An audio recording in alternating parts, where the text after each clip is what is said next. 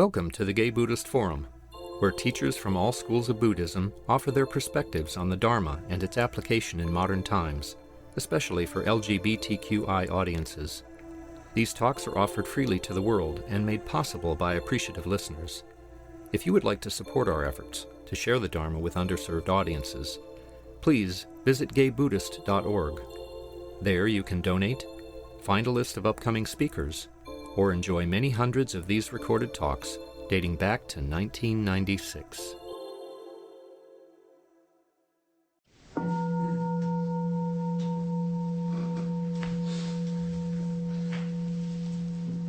Welcome back to the Gay Buddhist Fellowship. Our tradition is to go around and introduce ourselves before we hear from our speaker. I'd like to suggest you just take a short in-breath before you say your name so we have time to make it mindful, hear each other. My name's Tom. My name is Douglas. My name is Henry. I'm Len. My name is Kay. My name is Jose. I'm Lies. Mark. I am Nils. My name is Harley. Jose. Jim. Jim. My name is Clint. I'm Brad. Peter. My name is Jerry. My name is Roy. And Jack. My name is Mark. My name is Ricardo. My name is Patrick. My name is David. I'm Oswaldo. My name is Paige. Jeff. My name is River. I'm Grisha. I'm Tom. Jay. I'm Hal. I'm Richard. My name is Ryan. Great, welcome everyone. Our speaker today, we have the great fortune to hear from Bill Scheinman. He is a mindfulness meditation teacher and life coach in San Francisco. Bill teaches 8-week classes in mindfulness-based stress reduction, MBSR, as well as courses in mindfulness for reducing stress at Bay Area businesses. He is the co-founder of Stress Reduction at Work and is the author of the mindfulness guide, Moment by Moment. He's a graduate of the Dedicated Practitioners Program at Spirit Rock Meditation Center and is the former president of the board of the San Francisco Insight Meditation Community. Bill, welcome. Thank you, Tom. I appreciate it. Hi, everyone. I wanted to actually start, before I even get into my talk, with making just 2 brief observations. So you mentioned that I was the co-founder of Stress Reduction at Work, and the other co-founder is a photograph of her right there, Suvana, on that platform, my dear friend and colleague Suvana, who passed away in September. And it's really great to see that photograph there. It really feels like she's in this room. The other observation I'd like to make is that as I was listening to the radio before I came over, I was listening to Car Talk on NPR, and this guy had this really tricky problem with his brakes, and it involved he'd left his car out for 3 months, and his brakes had gone bad, and these guys were trying to sort out what his problems were with the brakes, and then one of the guys said, well, wait a second, what were you doing that you were even leaving your car out for 3 months? I mean, why would you possibly have done that? And he says, I was on a 3-month meditation retreat at Barry. I thought, wow, the Dharma is getting onto Car Talk. That was pretty nice.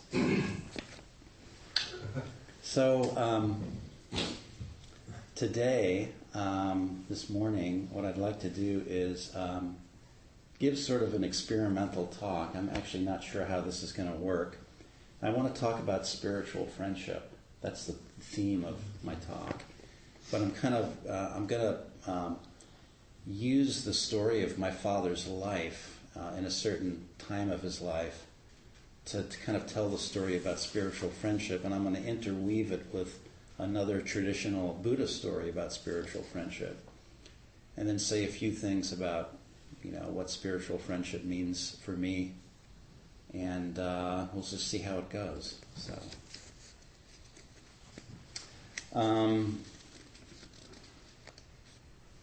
So I'll start with a famous quote. Many of you have probably heard this from Ananda, the Buddha's attendant. He said to the Buddha, "This is half of the holy life, Lord. Admirable friendship, admirable companionship, admirable camaraderie." And the Buddha famously replied, "Don't say that, Ananda. Don't say that. Admirable friendship, admirable companionship, admirable camaraderie is actually the whole of the holy life. When a monk has admirable people as friends, companions, and comrades, he can be expected to develop and pursue the noble eightfold path." So what the Buddha is pointing to here is that through friendship itself, we can awaken. Friendship, if it's of a certain type, it can actually help us awaken, help us experience freedom, which is kind of an interesting way of looking at friendship.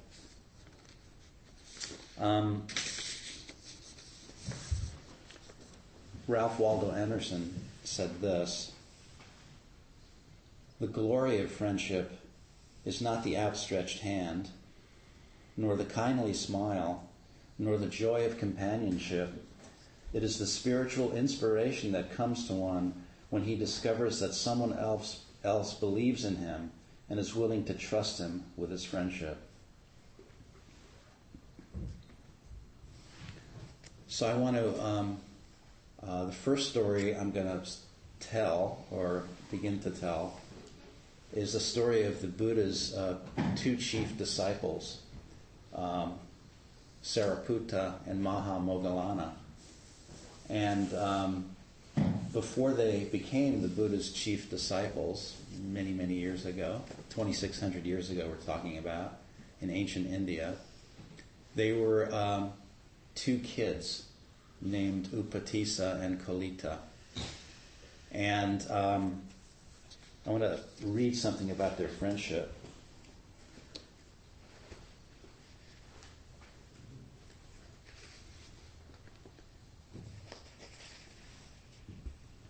When the children grew up, they became fast friends, and before long were inseparable. Whatever they did together, whether it was play or study, pleasure or work. Always the two boys were seen together, and their undisturbed friendship was to last until the end of their lives. And then further, this is kind of giving you a sense of who they were. When the boys grew up, they were educated and acquired mastery of all the sciences.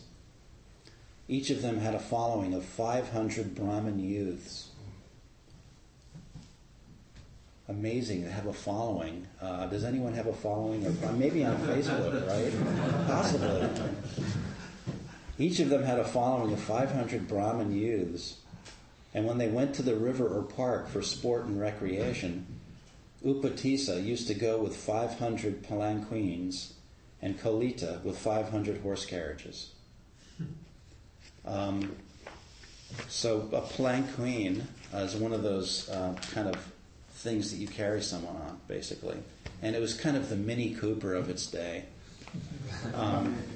And so basically these were kids who were very privileged and well-to-do, and they were living a certain type of friendship. They were living a life of luxury and pleasure and really just enjoying their companionship.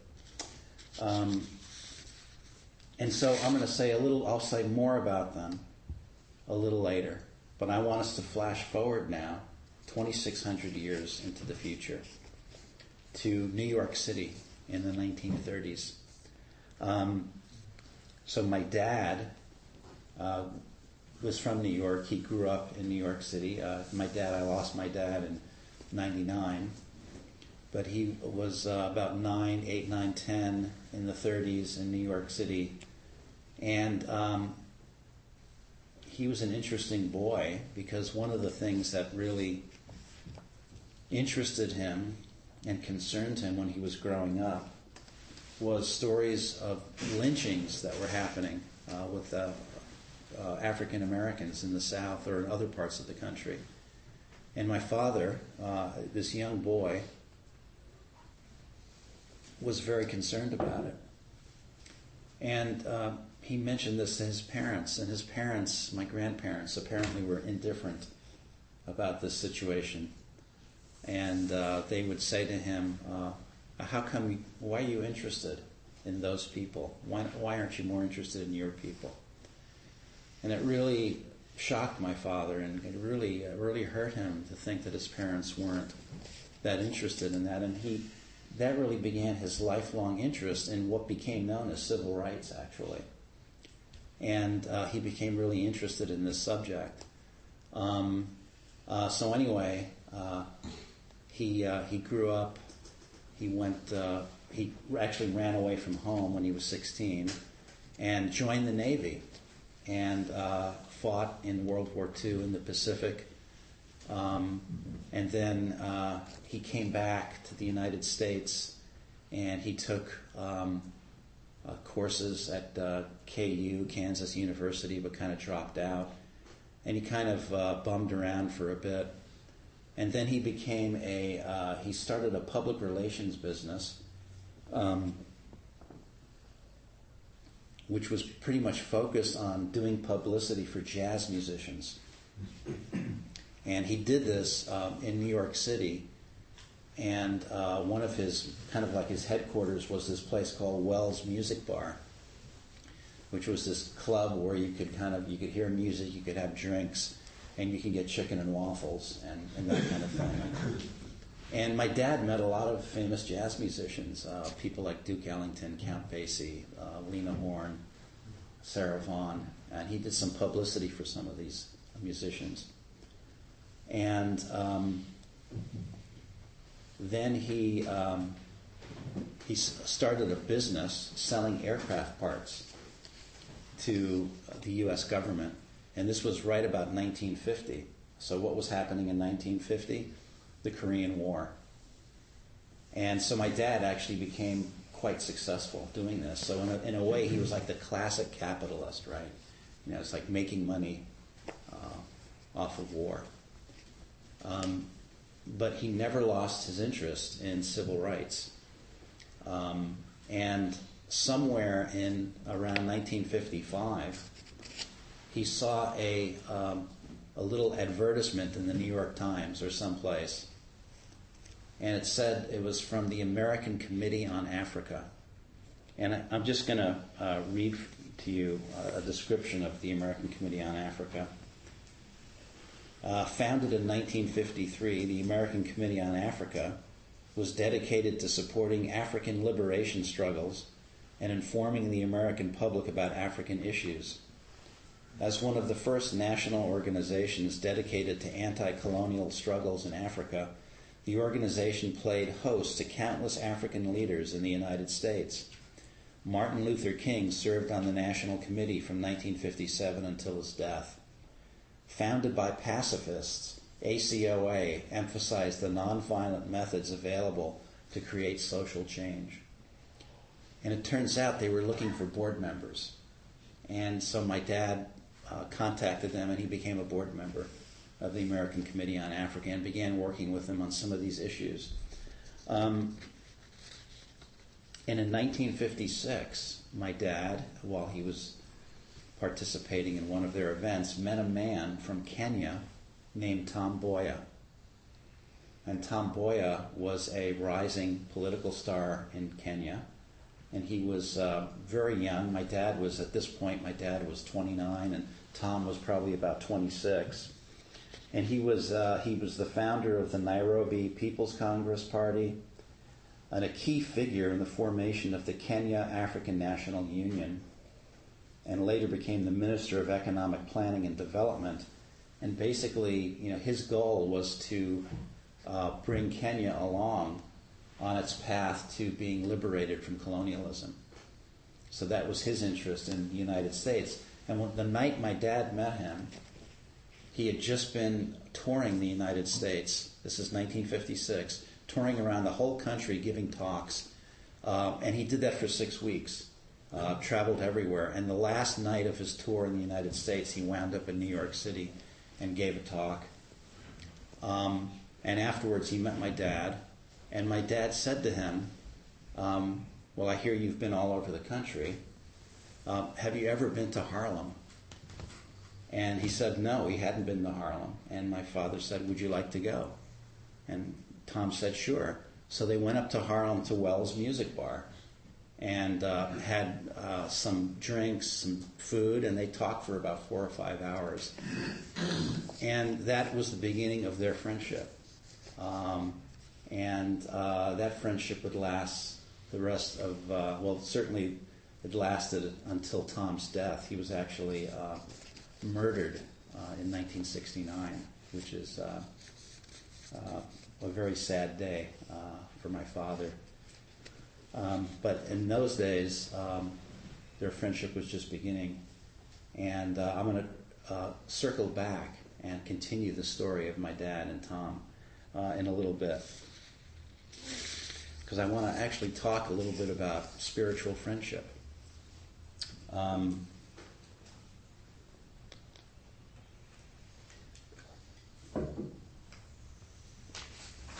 So when we say spiritual friendship, what does that actually mean? And what is it, if you say spiritual friendship, you're saying that that's different than friendship or some other friendship, form of friendship.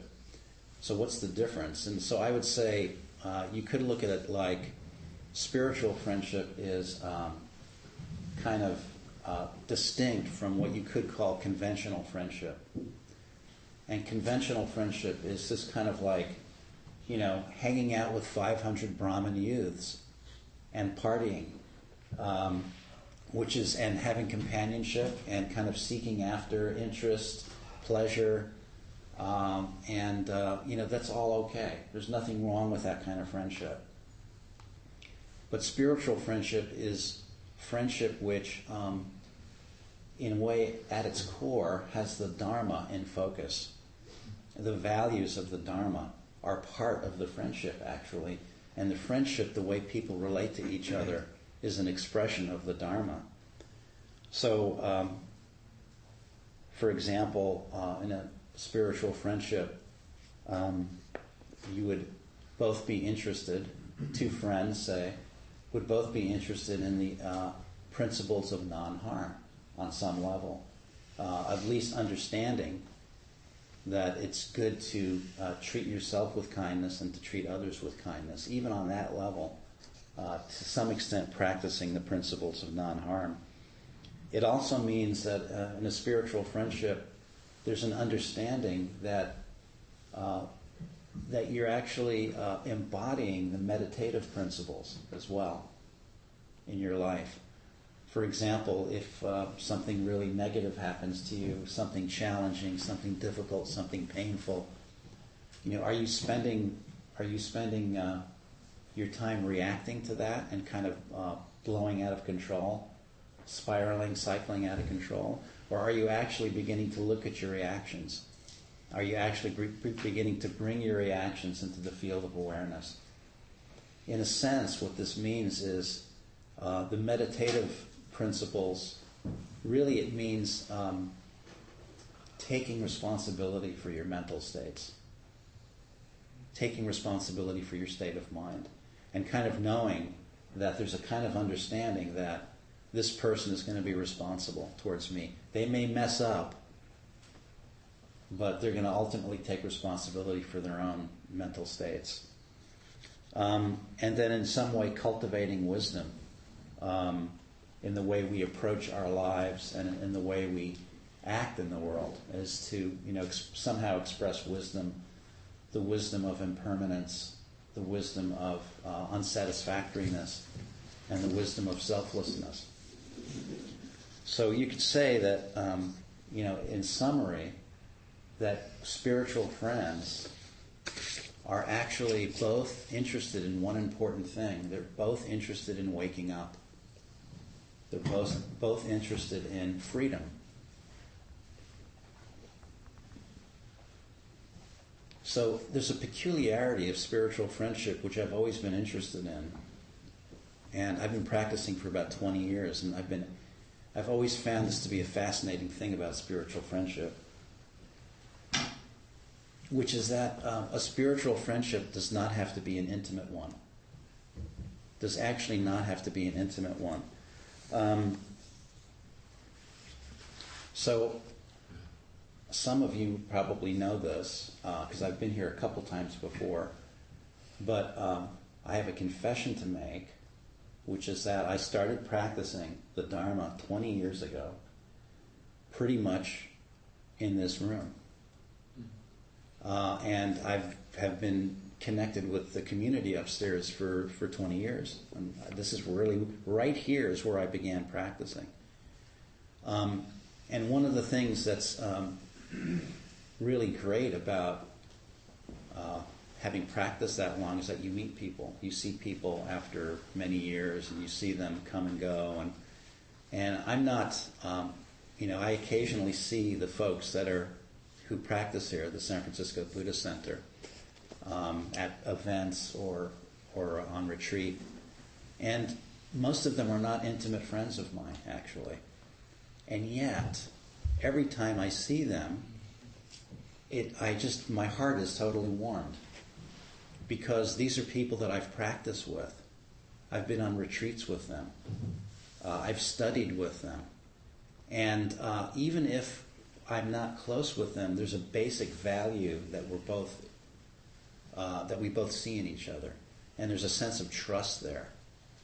And to me, that's something that's really unique about spiritual friendship, which is that it doesn't have to be an intimate friendship. It can be an intimate friendship, absolutely, but it doesn't have to be. And so I have a sense of friendship with a lot of folks that I'm actually not intimate with, just because of the context of the Dharma and of practice.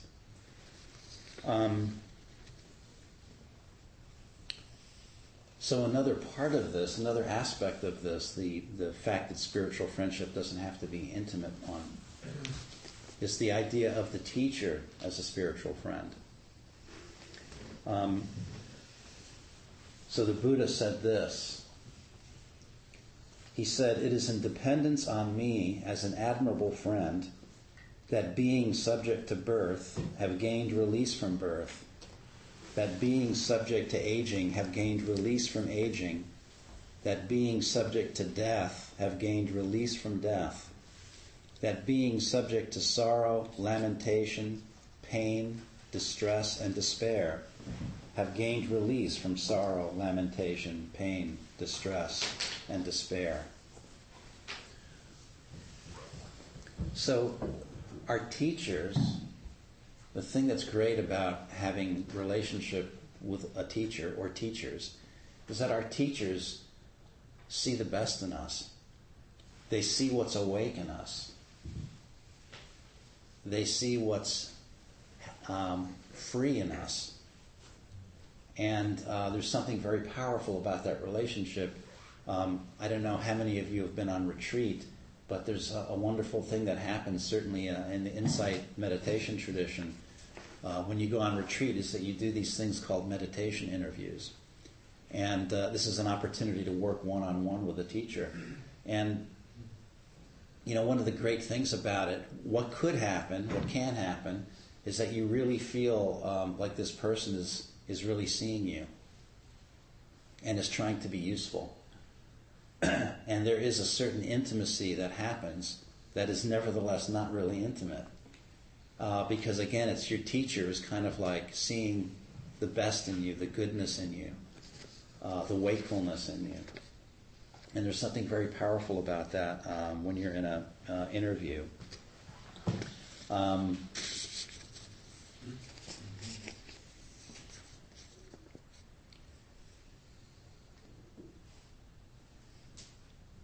I want to say a little bit about the challenges of spiritual friendship, because I'm kind of painting this lofty picture in a way. And I think one of the things that when we're new to practice that we think of is that, our spiritual friends, they're not going to be like everyone else. And okay, I'm going to say kind of tell an off-color story right here. Hopefully this will work. We're not old enough. So many years ago, I was dating a woman who was a therapist, and she had the degree or the certification is different now, but in those days it was an MFCC. That's what you were known as a therapist. And one day she got sick, and she basically went to the toilet and barfed. Okay, and I stood there helplessly looking at her, watching her. And the first thought that crossed my mind wasn't, "Oh, my sweetie, she's sick. How can I help?" My first thought was, "My God, that's an MFCC vomiting. Therapists aren't supposed to vomit." That's the thing about spiritual friends, is that we think that they're going to act completely differently. They're not going to be subject to the same suffering and the same unskillfulness as other people. And the truth is that's not the case. But when that happens, this is especially true when we're new to practice, when that happens, we can get bitterly disappointed because we held the friendship up to such a high level. Like, how could you not have called me? Or how could you not have invited me to that?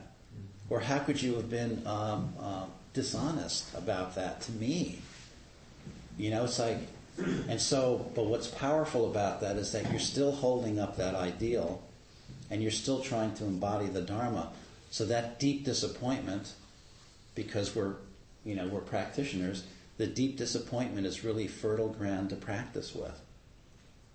And so spiritual friendships are very challenging, but they're also very fruitful because we get to practice with our disappointments in this particular context.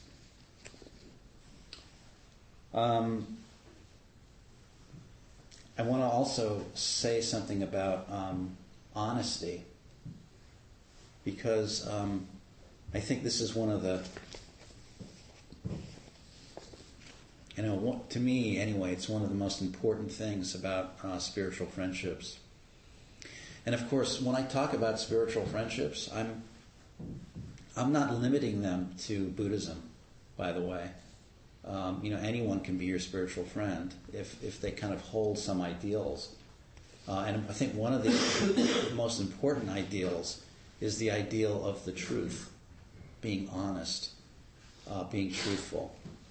And, our spiritual friends will tell us things that we need to hear. And sometimes they tell us things we don't want to hear. And this has certainly been my case in my life. And of course, this could be something like, "Oh, you're not as hot as you think you are," or something like that along those lines. But in my experience, it's much more likely that our spiritual friends will actually remind us of our own beauty and our own goodness, because we have an epidemic of self-hatred and a very strong critic in our culture. We beat ourselves up a lot already, and it's often the case that our spiritual friends remind us of this goodness that we have.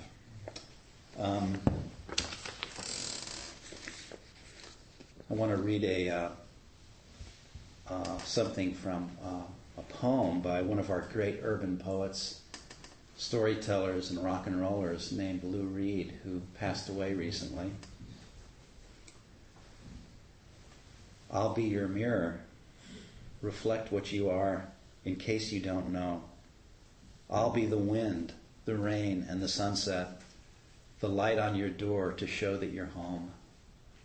When you think the night has seen your mind, that inside you're twisted and unkind, let me stand to show that you are blind.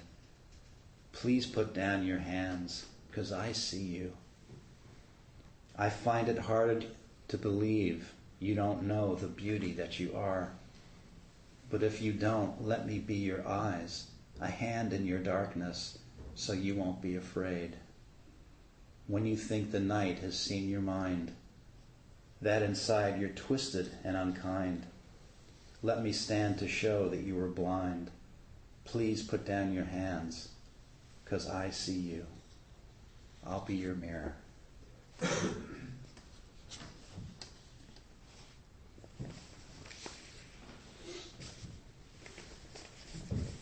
Okay, so now, traveling back in time, another 2,600 years, returning to our friends Sariputta and Mahamoggallana. They had the Brahmin youths, they had the horse carriages and the palanquins, and all of this great wealth and chasing after pleasure. And their friendship may have gone on that way, may have continued that way, but something happened along the way. Something very decisive happened in their friendship. And I'm going to read this. So, where these boys lived was near a town called Rajagaha, which in the Pali text is actually a very famous city. It's mentioned in a lot of the suttas. And it says that each year Rajagaha hosted a grand public celebration called the Hilltop Festival, which featured popular shows and amusements. So this is kind of like a big event. It was kind of like a Golden Gate Park 3-day festival kind of thing. The two friends looked forward to this event with keen anticipation and reserved seats from which they could comfortably watch the entertainment, a mixture of folk comedies and old legends. On the first day of the festival, they were fully engrossed in the entertainment. When there was something to laugh at, they joined in the laughter. And when there was something exciting, they became excited. They enjoyed the show so much that they returned on the second day and closely followed all the performances. Inexplicably, however, far from satisfying them, the entertainment left them with a deep feeling of discontent.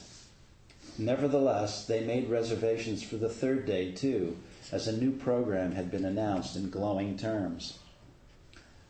So, the night before the third day of the Hilltop Festival, both of them separately had uneasy dreams and just felt very discontent. And the next day, they returned to the Hilltop Festival to their seats, and the narrative picks up. The next morning, when they took their seats, Kalita said to his friend, "What is the matter with you? You are not your usual merry self. Is something troubling you?" And his friend replied, "Last night, while I lay in bed, I kept on asking myself, what is the use to us of all these pleasures of eye and ear? They are absolutely worthless. Shouldn't we rather seek to find release from the devastating law of impermanence, to liberate ourselves from the fleeting illusions of life?" And then he looks at his friend and he says, "But you too, dear Kalita, seem morose today." And Kalita replied, "I have been thinking exactly the same thoughts. Why should we stay here any longer in this unholy vanity show?" And you know what I love about that, actually, I was thinking about this last night as I was reviewing this, is that thing that happens when you're close to someone, close friendship, where you have like this telepathic thing happen where you're experiencing something that's very unique and personal, and your friend is going, "Oh my God, that's the same thing happened to me." So that's what's going on there. So in that moment, both friends decide to seek awakening. And it's that moment, that's the moment for me where their friendship becomes a spiritual friendship, where they're actually dedicating their friendship to something higher, something more valuable.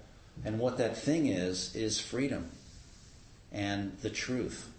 So that's what their friendship becomes then. It's a quest for freedom and a quest for the truth. And they went out and they found the Buddha and then became his chief disciples. The names Sariputta and Mahamoggallana. And so flashing forward as we have been doing back into time, into the 1960s, actually late 1950s, my father and Tom Boya became friends. And like Mahamoggallana and Sariputta, my dad and Tom dedicated their friendship to something higher that also had a lot to do with truth and freedom. And what the idea was this. They were interested in bringing over students from Kenya to take up scholarships here in the United States. And they would take up the scholarships. And what happened is Tom would kind of arrange for them to get their studies in order, and then they would get scholarships in the United States. And my dad started an airlift. He actually leased some planes, and he got students to come over in 1959, 81 students. It was called the East African Airlift. And over the next several years, because of my father and Tom working together, hundreds of Kenyan students came over to the United States to take up their studies. And they returned home to become the next generation of leaders for the newly liberated Kenya, the country that was now liberated from colonialism. And my dad, in this whole process, had Tom actually arrange for Tom to meet a lot of famous people. United States senators, Adlai Stevenson, Hubert Humphrey, and John F. Kennedy, and they met Kennedy 3 times. This is actually a very bad, this is just a copy, but it's my father on the right there, and Tom is to the left of Hubert Humphrey. That was in the Capitol. And I just want to show this other one of my dad. Tom was my dad's best man at his wedding, his second wife, Nadine. So that's them. That's about 1963. So what happened is hundreds of students from Kenya came over because of my dad's efforts and Tom's efforts, because their friendship was dedicated to something like this. Political freedom, and also the freedom that comes when you stand for something that's true. And it changed Kenya's history that these students were able to come over, and it also changed our history, because one of those students who came over in that wave of students was a guy named Barack Obama, Sr. So if my dad and his friend Tom hadn't have dedicated their friendship to this higher principle, not only would those students not have come over at that time, Barack Obama would never have come over here, and we would not have our current president. So kind of an amazing thing. It kind of tells you that anything is possible. If you trust your heart, follow your heart, good things will happen, and your spiritual friends will be following their hearts as well. And that will make it easier to do that. It'll make it easier to trust your heart when you have admirable companionship of spiritual friends. And I just want to close just with the last part of this poem. When you think the night has seen your mind, that inside you're twisted and unkind, let me stand to show that you were blind. Please put down your hands, 'cause I see you. I'll be your mirror. Time for questions. I'd be glad to take comments, questions.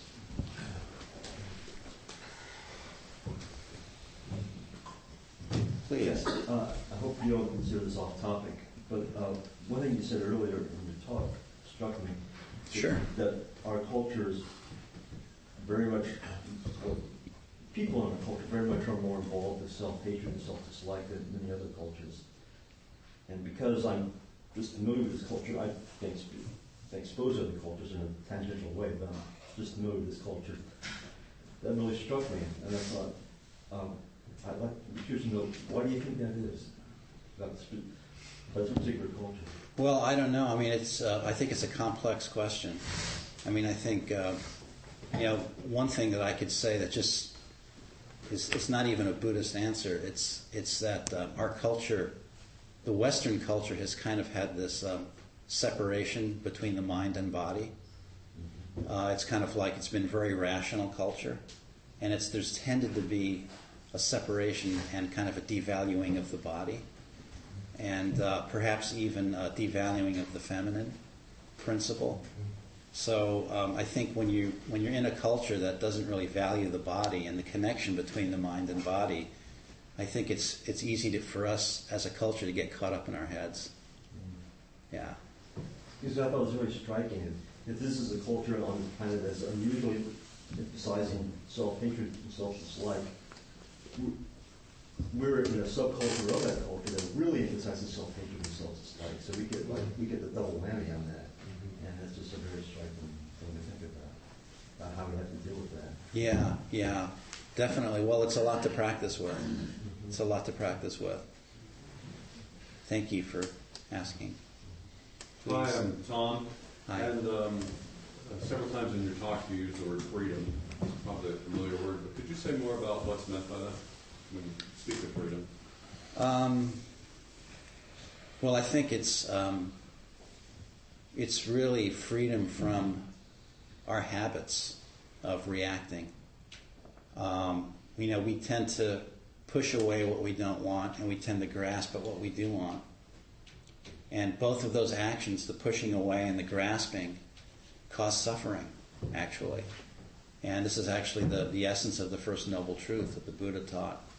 And so moving in a relationship to our life where we're less likely to react by pushing away or grasping creates a sense of freedom. And you can go really, really deep with that. Ajahn Chah said, when you let go a little bit, there's a little freedom. When you let go more, there's more freedom. When you let go all the way, there's total freedom. So it's a very big topic. Thanks. Yeah, I think balancing between follow your heart, which can sometimes be very passionate about, whether you're 9 years old or 50 years old, and not grasping. And trying to figure out, what am I grasping, what am I pushing, or what am I just getting inspired and letting the light make me follow something that may be scary. So I think it's important to follow your heart and let yourself grasp. Because you're going to do it anyway. You're going to grasp anyway. But the thing is, if you're practicing, if you're being mindful, you'll actually catch yourself. And you'll actually see that there's suffering in the grasping. Or whatever, or either the grasping or the pushing away, whatever it is. And so you work with it. You work with it. And hopefully that keeps you in a state of equilibrium with following your heart. But above all, follow your heart. Absolutely. And just practice with it. Yeah. When you're, I'm David, when you're in a friendship, you have particular closeness with friends that you depend on them to sometimes give you advice and listen to what's going on in your life.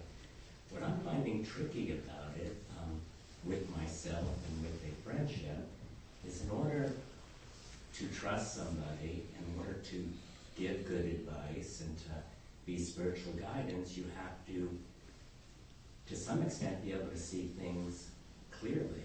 And since both of us are caught up in delusion, there's ego, there's projection, and so, you know, when you're kind of seeking advice from somebody and they give you advice and it seems like it's more about them than about you, or you get defensive because of your ego, what do you do with that? I kind of like pull back and I want to trust, but... Right, that's certainly a case-by-case thing. I mean, it's also true that sometimes certain people aren't maybe the best people to use for that particular source of advice that you're looking for. And that's okay. That's okay. That's why it's kind of good to, like in the Buddhist context, the Dharma context, it's often good to work with teachers or people who are, practitioners who've been doing practice for a long, long time. Because I find that spiritual friendship aspect comes out where it's less about them and it's more about meeting you in that situation. But I think with friendships, it's all of us are imperfect, which means that if we practice spiritual friendship, it's going to be imperfect. So we really have to do the best we can. But we have to keep coming back to awareness. And it sounds like you have some good instincts about what might be unsatisfying in this particular interaction. I would kind of trust your instincts there.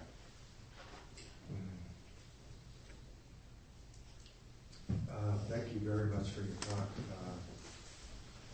It just touches on so many things I've been thinking about, and overall just how spiritual friendship is an example of how we Buddhism call taking refuge in Sangha. And I often interested in how when we are devoted to some higher purpose, like you said, the truth or honesty or freedom, if there is like a pyramid effect where becomes, Donald Rothbard calls transcendent dependent origination.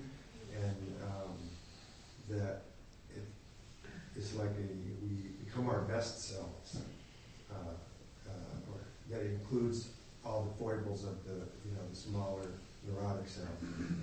That it just elevates everything. And one time Ram Dass had described about his relationship with his guru, named Baba. He said he never forgot. It was like that's the ultimate friend. He never forgot. Now that's the extreme end of the spectrum, but like you said, it's a lot of teachers and practitioners who uplifting. Yeah, and I just thank you for that comment. And interestingly enough, one of the things that I love about seeing old friends that I may not see them until maybe every 6 months is that I have dinner with them or something, and invariably one of them mentions something to me that I had completely forgotten about myself, and they just hold it up, and it's just fantastic. It's just great. I love that. We have time for maybe one more. One more? Okay. Sure. If I understand correctly, you said that in the Kalyanamitta, or the spiritual friendship, that it doesn't have to be intimate. Yeah. And that doesn't make sense to me, so I'm wondering how you define intimacy, so that maybe it makes sense to what you mean. Well, for example, Maha Moggallana and Sariputta, when they were boys, those were intimate friends. They did sports together, they hung out together, they were as close as friends could be. So that's what I mean by intimacy. But you can have a relationship with someone where that level of closeness just isn't there. But there's still a friendship there because it's the context, the Dharma context. And so there's still something benevolent is there in that relationship, even if it's not intimate, because it's kind of pointing you to your goodness and to your wakefulness, awareness. It's kind of the best way I can describe the difference right now. Bill, thank you so much for coming and speaking with us. Thank you so much. Appreciate it. Announcements. Let's see. Well, next week I will switch seats and give a talk on the tantric practice part of Lojong called Tonglen, which is a way of developing bodhicitta and opening your heart to compassion and connecting with others. More of a non-dual practice. So,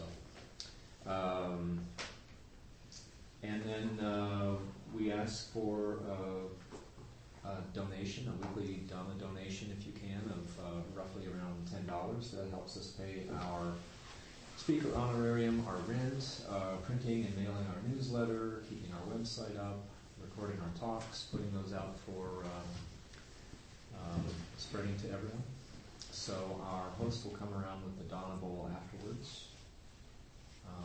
But please seek out our host and find him if you don't see him pass you. And then, Tom, you're new with us, right? Anyone else? By show of hands, anyone else new? Great. What's your name? Niels. Niels. Wonderful. We'll try and remember you as we have our social period afterwards. We spend about a half an hour. There's tea and cookies and things like that. So I encourage you, just find a face that you don't recognize or someone whose name you can't remember and say hello to them as well as your close friends, your regular friends. Other announcements? Jim. Yes, my name is Jim. I'm the host for today. Please partake. There's some sweets and some fruit on the table. There's hot water for tea. If you put your cups afterwards in the sink, I will wash them. You will not pass out the door without meeting the Dana bowl. So just be prepared.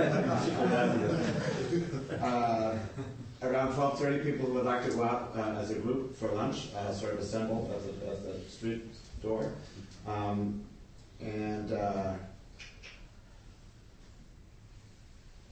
think that's it. Any other announcements? Harvey. Yes, today is March 2nd, and according to the Tibetan lunar calendar is the new year.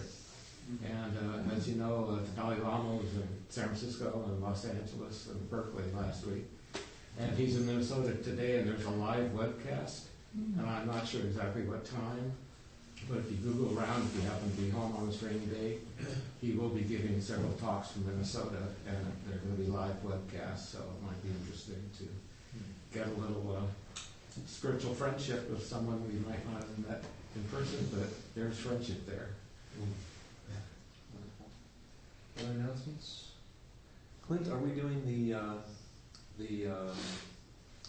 monthly meal at this? Yeah, I didn't want to always bring it up every week because it gets a little boring after a while. They hear me talk. But we have once a month we do a dinner for the Larkin Street Youth Center. It's a homeless shelter for young people, and we try to give them just one special meal a month about what the shelter provides them.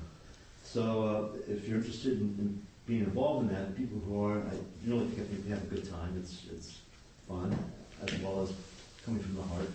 You can contact me outside, and I'll get your contact information. I'll put down a list of possible volunteers. Jim. Yeah, I forgot. There's a sign-up sheet out there if you want to get on our listserv and join the discussion forum on the Yahoo list. There are also spare newsletters if you would like to take one. What would Bill, what was that quote? Gross show of vanity or something like that was in there? Oh. I forget the actual terminology, but just a reminder that the Oscars are on tonight. Right. Oh, yeah. That's right. Oh, that's go ahead. That's another talk, actually. Her is a fascinating movie with a Buddhist subtext. Her. Which is not really helpful. It's nominated for some things. I think it's coming up at the Castro Theater, actually. Yeah, I've seen it twice. It really is well sustained. He falls in love with his operating system on his iPhone that talks to him. As well as Scarlett Johansson. You too, what's to come, I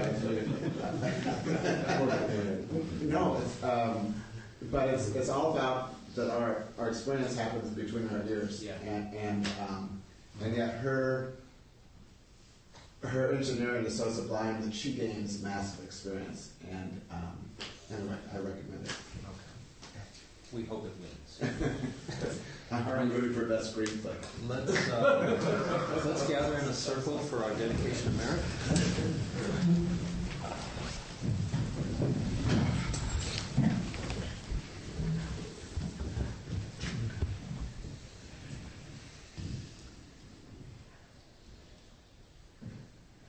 By the power and truth of this practice, may all beings have happiness and the causes of happiness.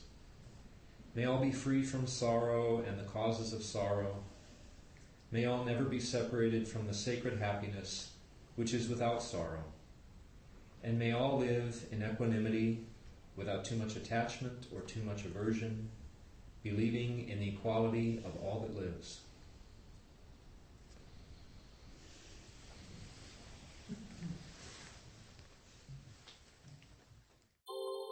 Thank you for listening to the Gay Buddhist Forum. If you would like to hear several new talks per month and be notified of upcoming speakers so you can participate live, please subscribe to this podcast, like us on Facebook, and join our mailing list by visiting gaybuddhist.org.